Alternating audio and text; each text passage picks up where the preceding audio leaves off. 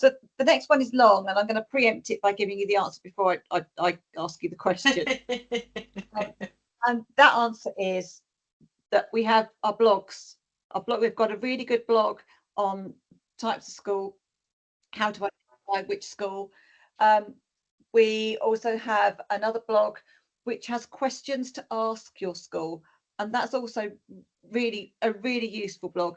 You can go on there, it gives you questions to ask to find out, because it's quite difficult. People will say to us, oh, but they don't let us come in. How do I choose a school and they don't let us come in?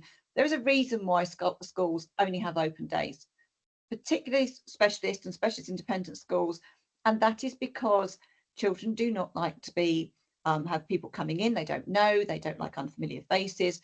They don't like changes. Having a lot of people coming in and looking at them can really dysregulate our children. So whereas, yes, we want to go and have a look round, there is a very valid reason as to why schools don't let you do that. So that gets that one. Also, there is a post, it's a featured post on our group. And if you go on to the Empowering Families support group that Anna and I run, go to the featured section, and there is a set post there that has got links to various different websites. It's got the Good Schools Guide there. There's links to the Aurora Group, Compass, with the Slack. There's a whole load of information there as to how to find schools that you won't see on your local offer.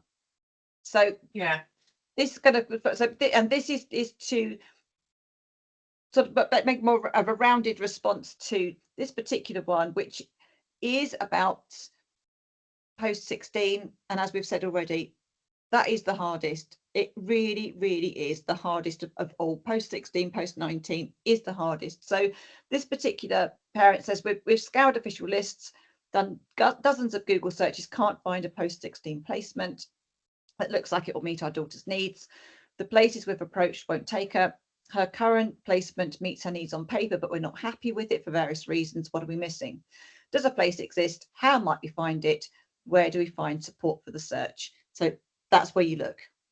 And I would suggest that post 16, finding placement can often be a compromise, but post 16 is even more of a compromise, as is this post 19. Finding the absolute perfect placement post 16 is unlikely, because there just aren't the placements. The expectation is that almost all young people post 16 with or without special education needs will be in FE colleges, and most of them are. And there are far, far fewer specialist, special or independent provisions that will take children post 16. So you may have to compromise. Sometimes that compromise is on distance. Sometimes that compromise is on peer group.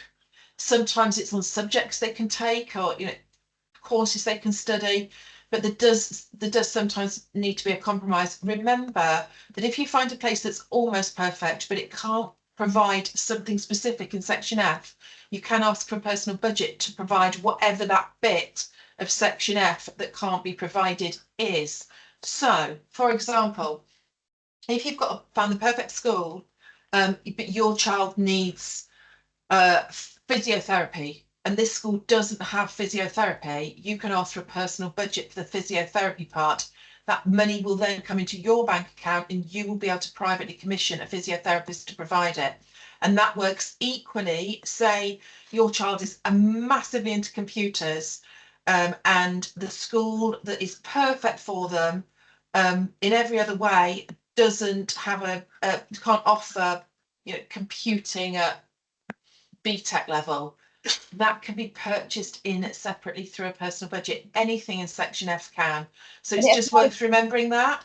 It applies, but that predominantly is for post 16 and post 19. You're not going to get that kind of personal budget payment for your primary and secondary school. No. But this is because the field is narrowed hugely by the time that you get to post 16 and post 19. And again, we have a blog that is specifically for that, and the blog does post you to supported internships, apprenticeships, bursary funding. So there's a lot of information on there for the really tough time that is post 16 and post 19. Yeah, and if you've heard what we've said about personal budgets and you're interested in more, look in YouTube.